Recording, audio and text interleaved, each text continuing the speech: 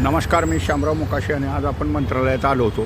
आज आपण 7-8 पत्र दिलेले आहेत, पण एक पत्र महत्त्वाचं असं आहे की RTO अधिकारी कुठलाही आदेश पाळत नाहीत आणि त्यांनी एक पैसे खाऊन असा धंदा बनवलेला आहे.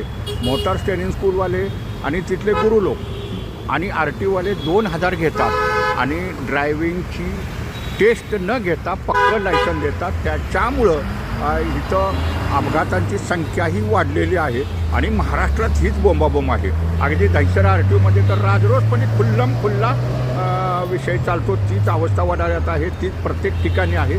म्हणजे पक्कं लायसन देतेवेळी त्यानं चालक प्रशिक्षण झालं आहे का नाही, त्यानं गाडी चालवली आहे का नाही, चालवतो का नाही, हे सर्व बघूनच टेस्ट घेऊनच ह्याने त्याला पक्कं लायसन द्यायचं असतं, नाहीतर देता येत नाही.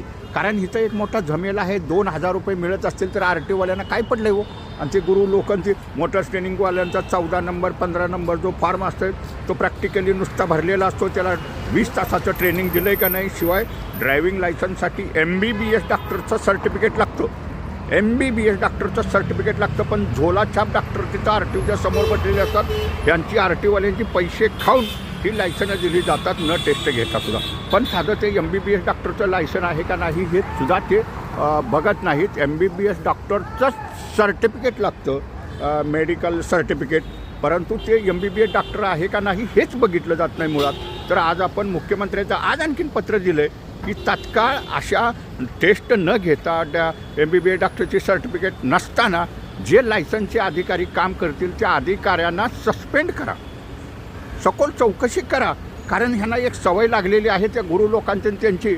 आणि मग 2000 रुपये खायचं, 1500 रुपये खायचं, टेस्ट घ्यायची नाही, नुसता माणूस उभा करायचा, हो गया. आणि दुसरं म्हणजे लायसन काढताना 1 वर्ग 2 वर्ग 3 वर्गाचे सुद्धा आपण लायसन काढू शकतो. म्हणजे तुम्हाला 2 व्हीलर असेल तर 2 व्हीलरची त्यांना टेस्ट घ्यायला पाहिजे, 3 व्हीलर असेल तर 3 व्हीलरची घ्यायला पाहिजे, 4 चाकीचं असेल तर 4 चाकीचं, ट्रकचं असेल तर ट्रकचं. म्हणजे एका लायसनमध्ये 2-3 वर्ग घेता येतात. म्हणजे तिन्ही वाहनांच्या टेस्ट घ्याव्या लागतात.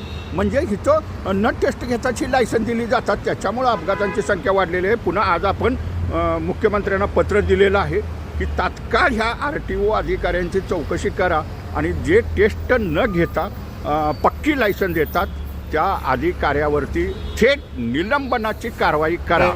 कारण त्याशिवाय हे अधिकारी सुधारणार नाहीत. धन्यवाद. व्हिडिओ सगळ्यांनी शेअर करा.